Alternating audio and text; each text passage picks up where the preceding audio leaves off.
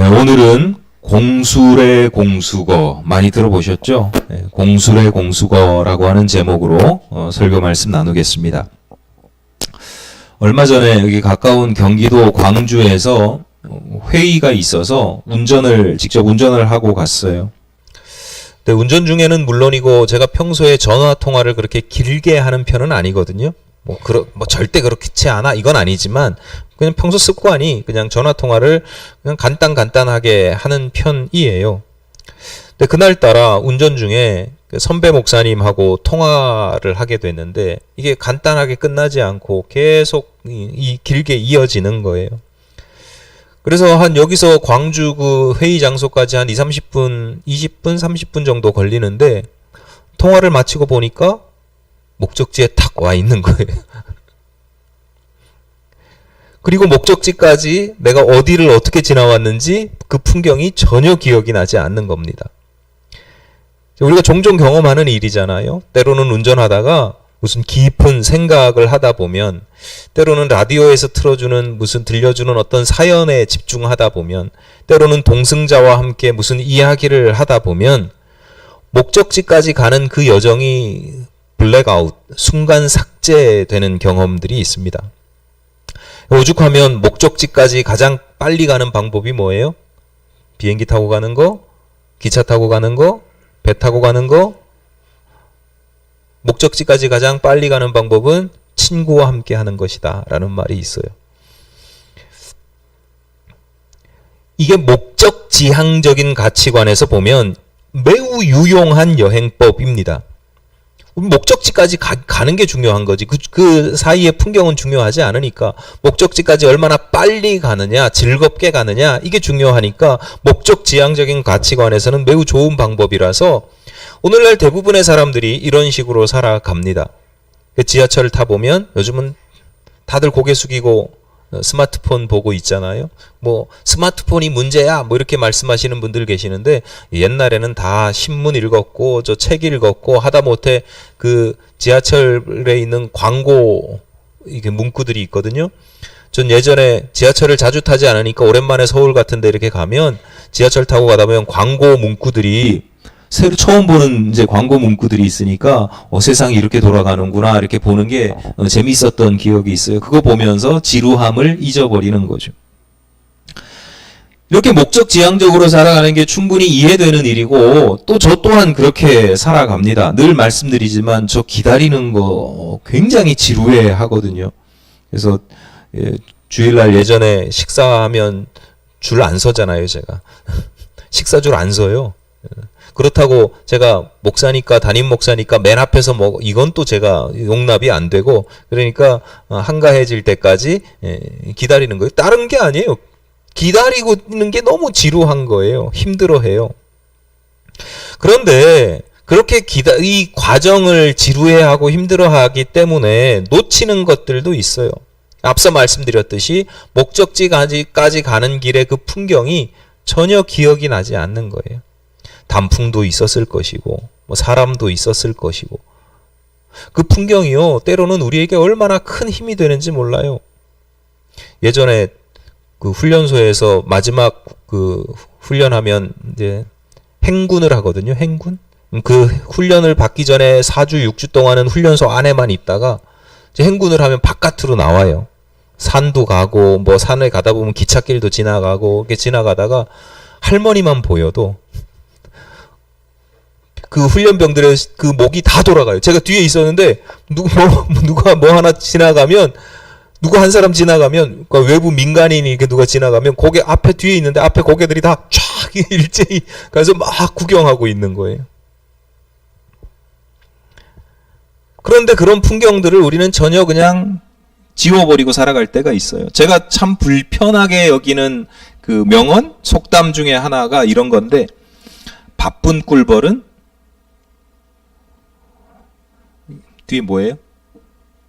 바쁜 꿀벌은 슬퍼할 시간이 없다. 슬퍼할 겨를이 없다.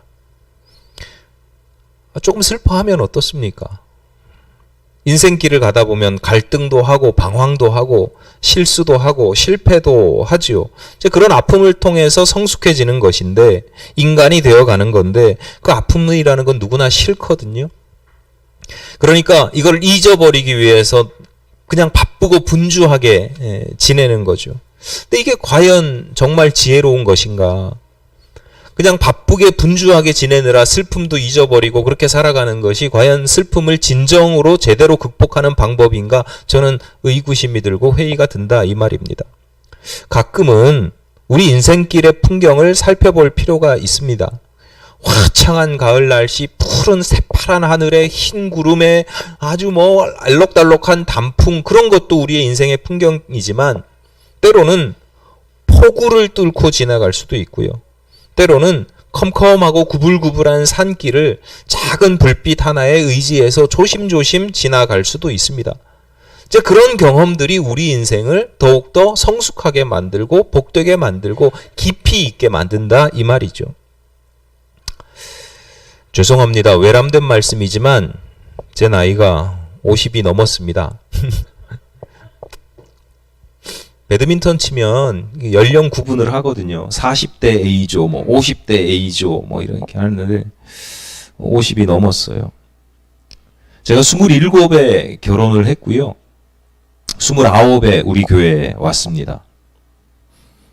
아까 제가 순식간에 광주 회의 장소에 벌써 도착해 있는 제 자신을 보고 깜짝 놀라는 것처럼 어느덧 50이 넘은 제 나이를 인지하면서 깜짝 놀랄 때가 있습니다. 그저 세월이 빨리 흘렀기 때문이 아니고요. 이룬 것이 별로 없어서 때문도 아니고요. 제일 놀라는 이유는 뭐냐면 그 과정들, 그 지나온 세월들이 마치 순간 삭제된 것처럼 기억이 나지 않는 것들이 있어요. 기억이 나지 않는 순간들이 훨씬 많아요. 여러분 어떠세요? 내가 벌써 여기까지 왔나? 싶은 그런 순간들 있지 않습니까? 여러분, 이게 뒤집어서 생각해 보면 오늘 우리가 지금 예배 드리거든요. 말씀 듣거든요. 이게 나중에도 기억이 나는 순간일까요? 아니면 까맣게 잊혀지는 그런 순간일까요? 여러분, 지난날의 풍경들이 잘 기억이 나십니까? 조금 더 정확하게 말씀드리자면 지금까지 매 순간순간들을 얼마나 충실하게 살아오셨습니까? 얼마나 잘 누리면서 행복하게 그렇게 잘 살아오셨습니까? 자칫 잘못하면요, 어느 날 문득 정신 차리고 보면 하나님 앞에 서 있을 수도 있습니다. 아무 생각 없이 그냥 지나가다 보면 하나님 앞에 번뜩 하나님께서 너 어떻게 살았니? 순간 정신을 차렸는데 너 어떻게 살았어? 잘 살았어? 어떻게 걸어왔어? 여기까지 어떻게 왔어? 물어보시는데 죄송해요. 아무 기억이 나지 않아요. 이럴 수 있다는 거예요. 오늘 설교 말씀을 나누는 이유입니다. 오늘 본문 앞에 성경 본문 앞에 표제라고 해요. 그 제목 같은 게 있는데 그 표제가 있어요. 다윗의 시 곧 성전에 올라가는 노래 이렇게 되어 있어요. 오늘 우리가 시편 131편을 읽었는데 시편 131편을 포함해서 시편 120편부터 134편까지 15편의 시편에 동일한 표제가 있습니다. 성전에 올라가는 노래라고 되어 있어요. 성경의 시대 유대인들은 1년에 해마다 3번씩 중요한 절기를 지키고 그 절기에 제사를 드렸거든요. 일주일씩. 하루가 아니에요. 일주일씩 성전에 찾아와서 일주일을 보내는 거예요. 절기를 지키면서 제사를 드렸어요. 그러니까 성전을 찾아야 되는데 성전에 가야 되는데 이게 요즘처럼 교통이 발달한 시대가 아니란 말이에요. 살고 있는 지역에 따라서 성전에 가기 위해서 며칠이 걸리기도 하고 몇 주가 걸리기도 했어요. 게다가 그 길이 편하고 안전한 게 아니에요. 길은 거칠었어요. 위험했어요.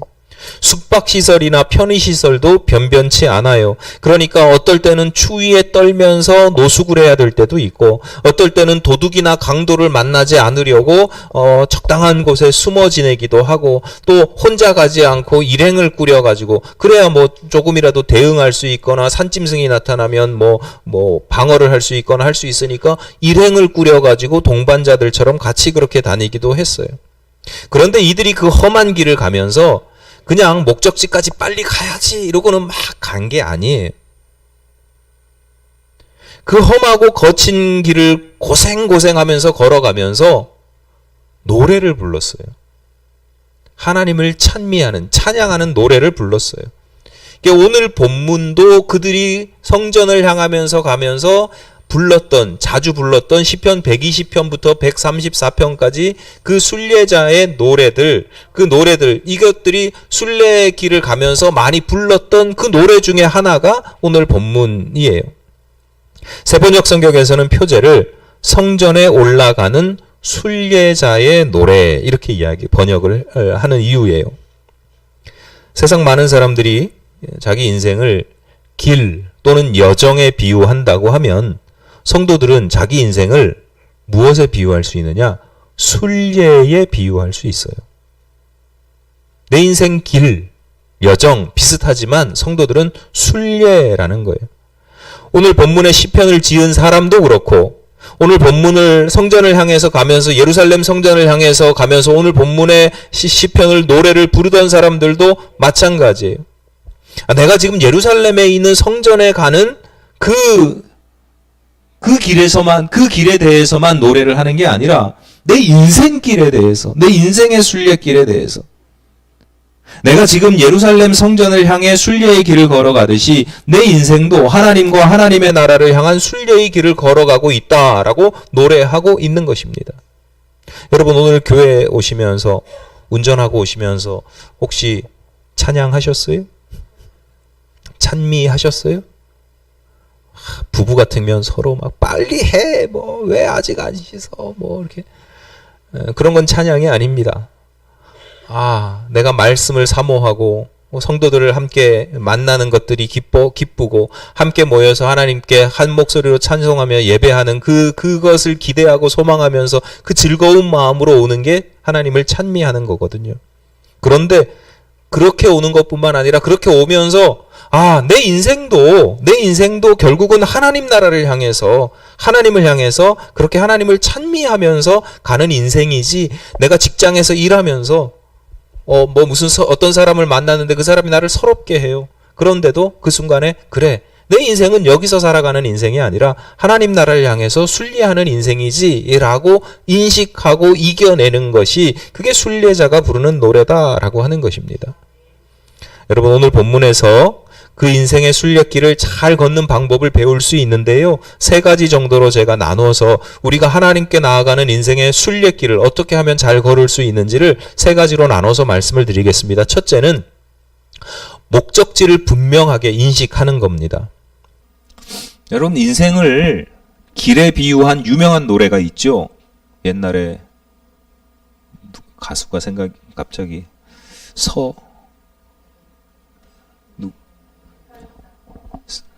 누구예요? 서희석? 인생은 나그네 길. 그 다음 가사가 뭐예요?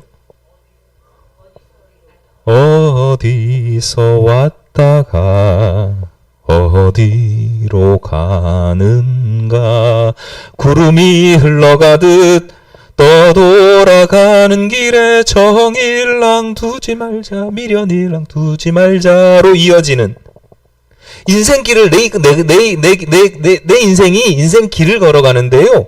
도대체 내가 어디서 왔는지, 그리고 어디로 가는지 도무지 알 수가 없다는 거예요. 이게 세상 사람들, 믿지 않는 사람들의 고백입니다.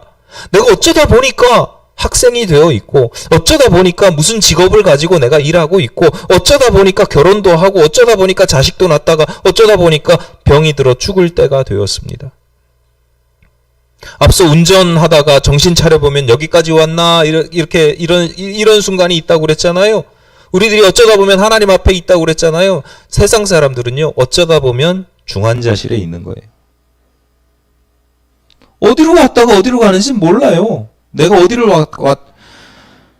순례자라고 하는 것, 우리가 순례자라고 하는 것, 우리 인생이 순례라고 하는 것은 내가 어디에서 와서 어디로 가는지를 분명하게 인식하고 있다는 뜻이에요. 본문의 순례자들은 예루살렘의 성전을 향합니다.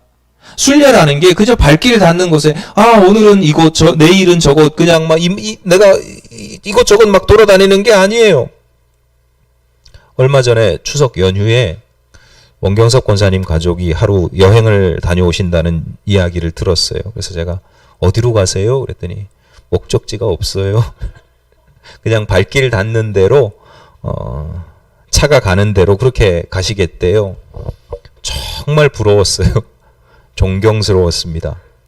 우리 일상에서 그런 여행들이 필요하고 그렇게 아무 목적 없이 계획 없이 가는 게 우리에게 참 쉼이 되기도 합니다.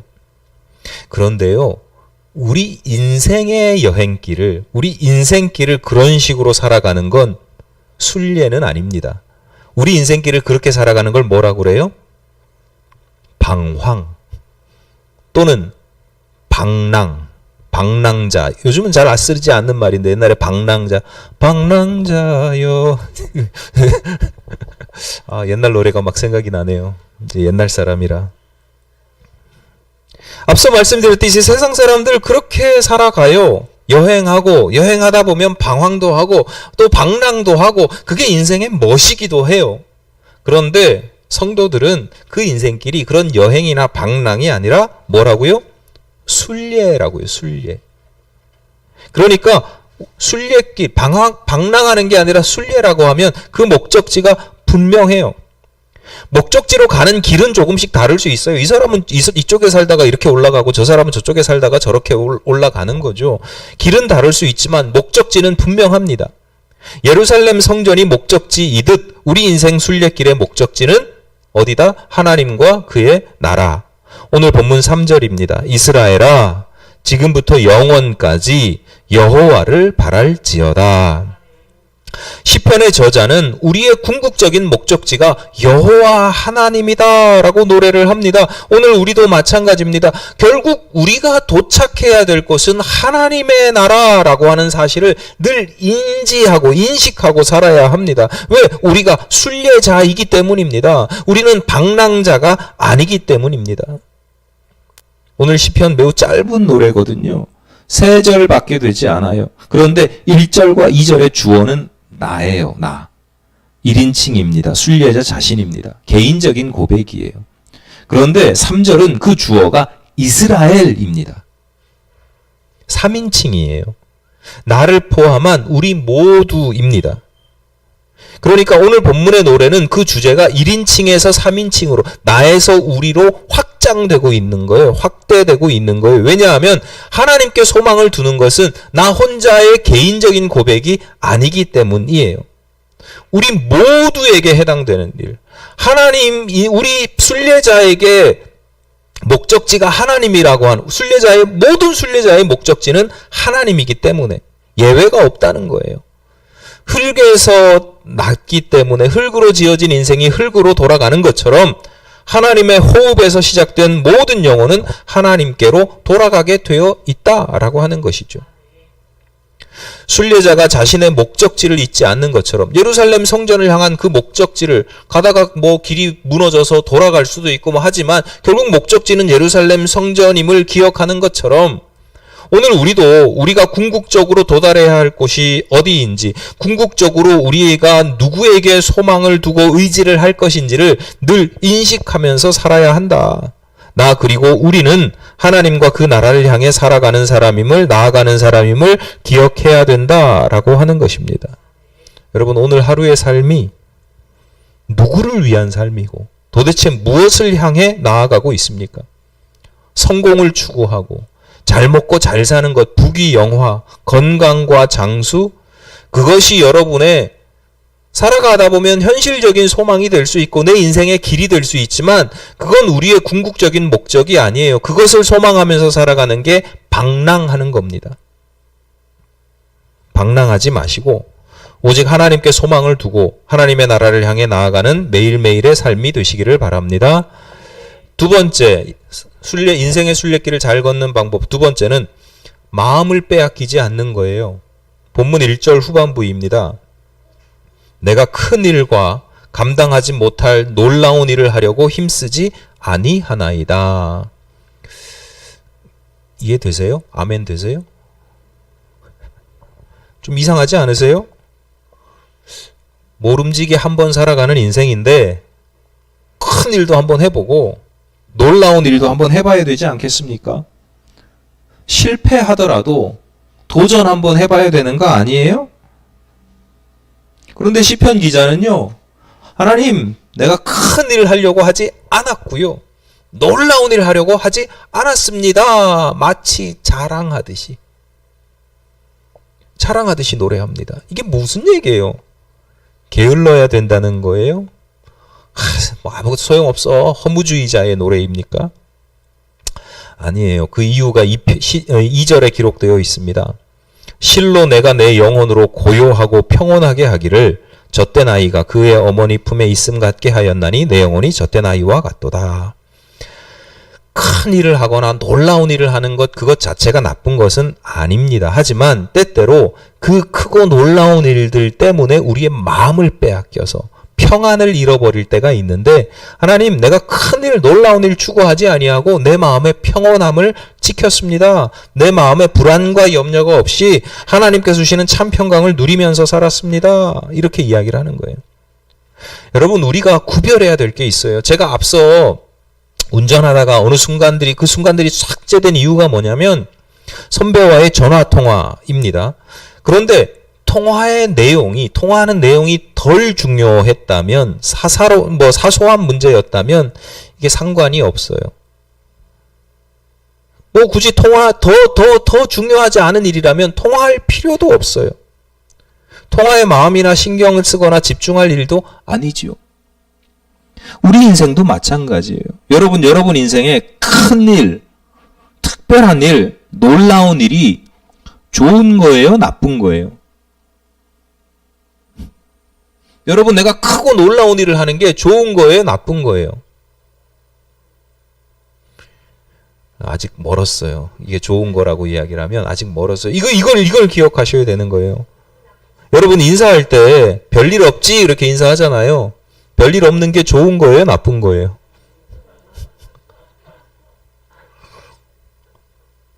여러분, 아주 특별한 일, 별일 또는 크고 놀라운 일, 그 자체로 좋고 나쁨의 가치가 없어요.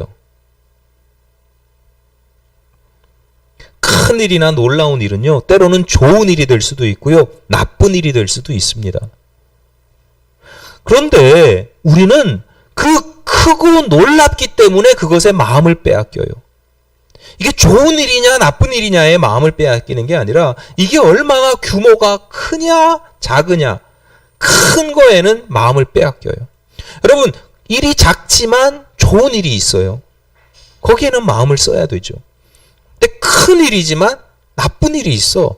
근데 거긴 마음 쓸 일이 없는 거예요. 성도들은 특히 내가 순례자다라고 하는 인식을 가지고 있는 사람들은 매사에 점검해야 되는 게 있어요. 어떤 일을 할 때 이게 도대체 나한테 무슨 의미가 있는데 이렇게 생각을 해보셔야 돼요. 그냥 크고 화려하고 대단하게 보이고 다른 사람들 다 그거 하고 있고 그거 하면 좋을 것 같고 웅장하고 화려하게 대단하게 보여도 결국 하나님 나라 가는 길에 아무것도 아닐 수 있거든요. 오히려 내 마음에 평안만 빼앗는 것들이 있을 수 있어요. 그런 분별을 하지 못하면 아무것도 아닌 일에 우리의 마음을 빼앗기는 거예요. 여러분, 그런 거 있잖아요. 지나놓고 보면 내가 그것 때문에 왜 마음을 쓰고, 그런 것들이 있거든요. 지나놓고 보면 아무것도 아닌데 그 순간에 이게 너무 나한테 크고 중요한 일인 거예요. 대단한 일인 거예요. 이거 반드시 해야 되는 일인 거예요. 그래서 평생을 불안과 염려 가운데 살아가기도 합니다. 여러분, 우리의 시선을 현혹하고 마음을 흔드는 것들은요, 크고 놀라운 것들이에요.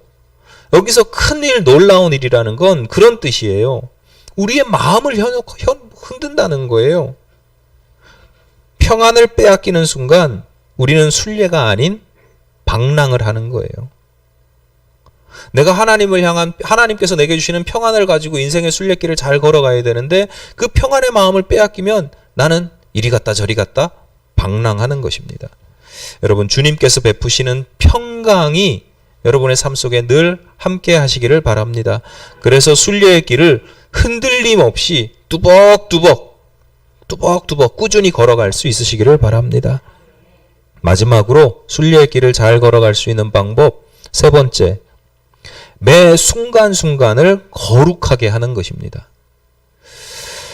앞서 순례자는 목적지를 인식하면서 살아야 한다 그렇게 말씀을 드렸어요.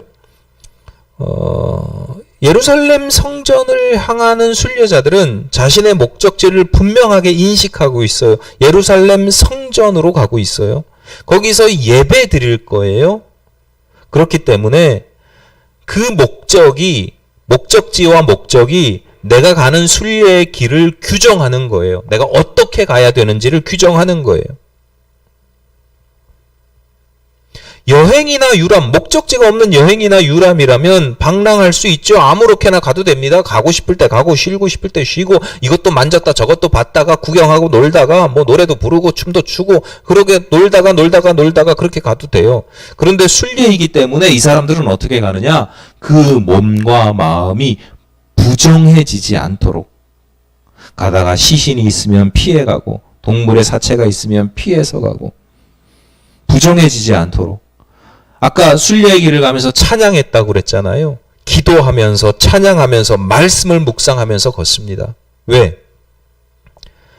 그냥 목적지에 도착해서 예배하는 행위 그 자체가 중요한 게 아니라 그 예배가 하나님 앞에 온전히 드려지는 예배가 되려면 그 예배로 가는 그 모든 과정에 내가 거룩한 제물이 되어야 되기 때문에, 거룩하고 구별된 예배자가 되어야 되기 때문에 목적지에 도착해서 예배하는 것 중요합니다. 하지만 그에 못지않게 중요한 게 자신을 합당한 예배자로 구별하는 것도 중요합니다.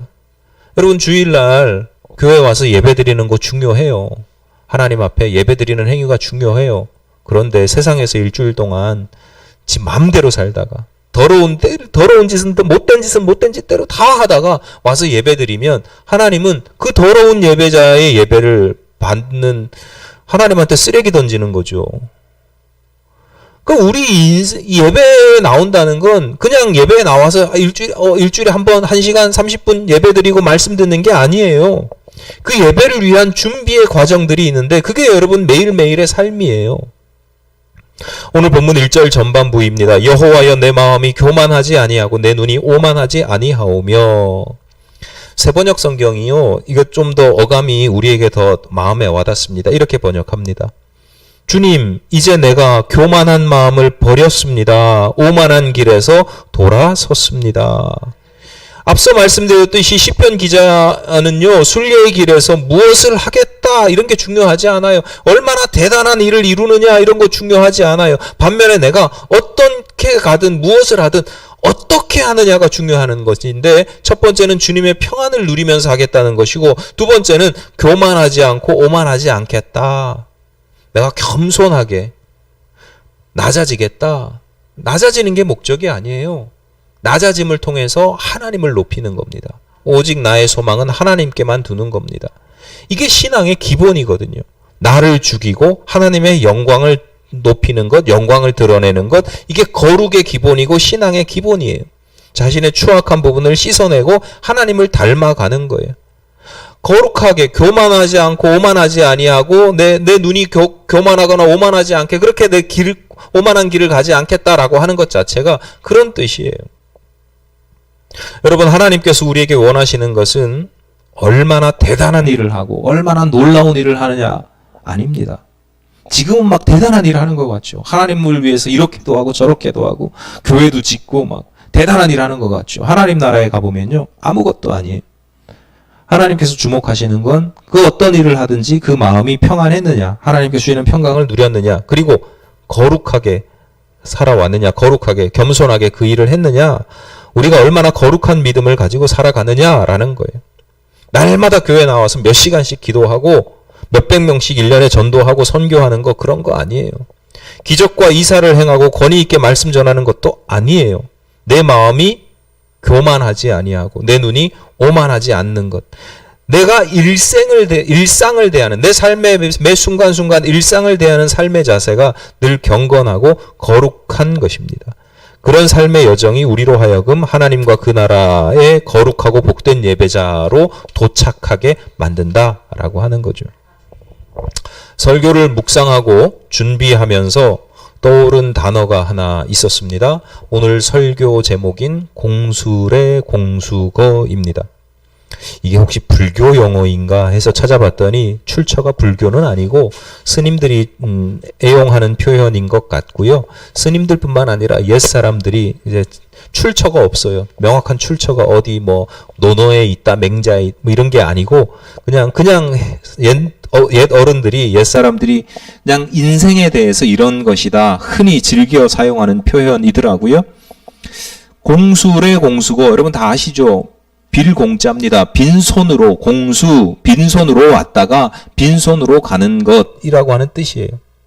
저는 지금까지 이 공술의 공수거라고 하는 단어를 들으면서 또는 내가 표현을 하면서 무엇에 집착을 했냐? 공술의 공수거에서 제일 중요한 단어가 뭐예요? 공이잖아요. 공. 비었다. 아무것도 아니다. 인생 뭐 아무것도 아니지. 먼지로 지어진 인생이고 먼지로 돌아갈 인생이라고 하는 거예요. 그런데 왜 이 단어가 생각이 났냐면 설교를 준비하면서 공술의 공수거에서 다른 한자가 눈에 보이는데 그동안 그냥 지나쳐왔던 한자가 보이는데 올레 갈거입니다. 빈손이라는 것도 중요하지만 우리 인생은 왔다가 가는 인생이라는 거예요.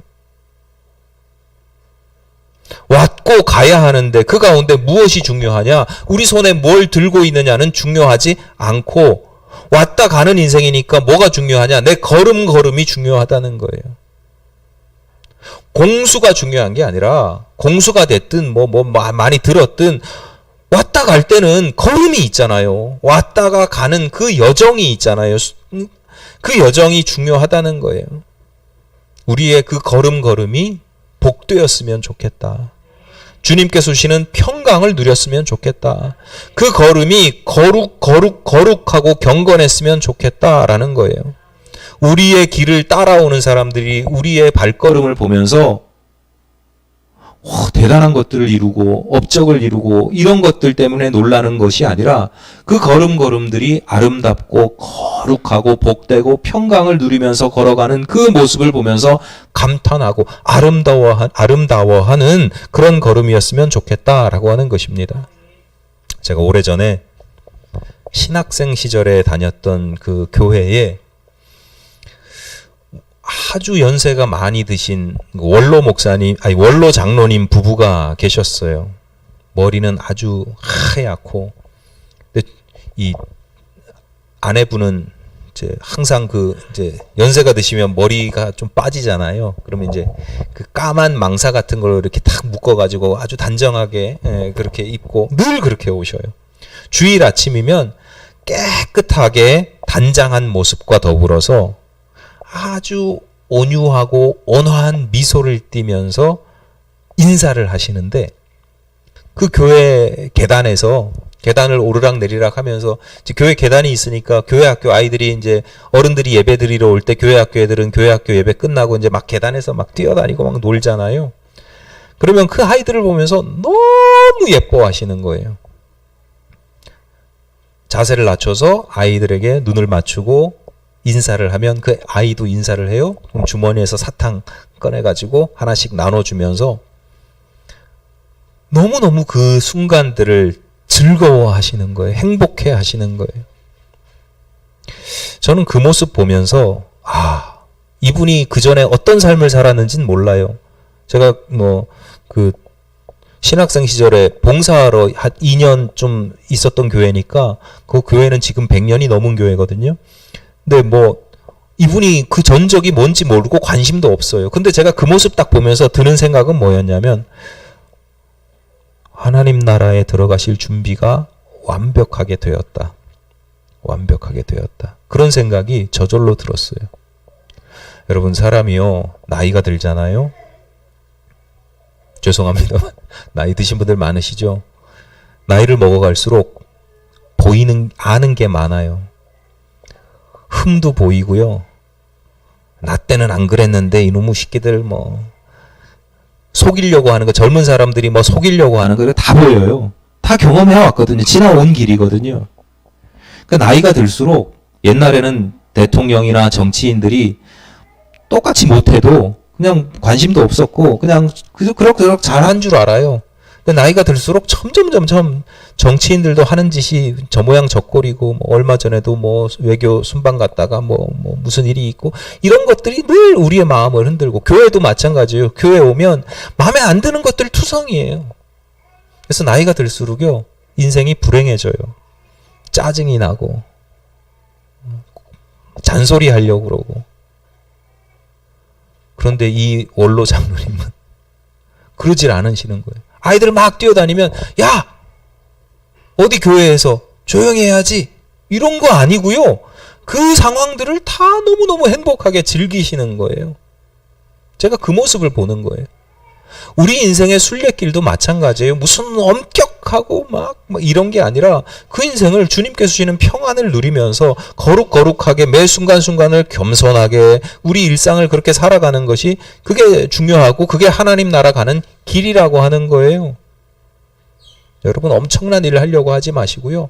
여러분, 거룩하고 깨끗하고 즐겁고 행복하고 평안하게 하나님 나라 그 길을 갈 수 있는 그런 영성, 수준, 그런 수준의 영성을 갖춘 그런 저와 여러분이 되시기를 바랍니다. 여러분 인생길 어디로 가고 있는지 늘 점검하세요. 가다 보면, 순례길을 가다가 보면 우리의 눈을 현혹하는 것들이 있거든요. 그래서 자기도 모르게 어느 순간 방황을 하게 되고 또 방랑을 하게 되는 경우가 있는데, 어디로 가는지 늘 점검하시면서 순례의 길을 걸어가셔서 하나님 나라에 들어가기에 합당한 순례를 하시기를 간절히 바랍니다. 기도하시겠습니다. 하나님, 저희들을 순례자로 불러주시니 감사합니다. 저희들이 분명히 가야 할 본향을 기억하게 하시고 그 본향을 향하여 준비된 삶을, 준비된 걸음을 걷게 하시니 감사합니다. 하나님께서 기뻐 맞이하실 그 본향을 향하여서 저희들이 복되고 거룩한 길 걸어가게 하여 주옵소서. 예수님 이름으로 기도드립니다. 아멘.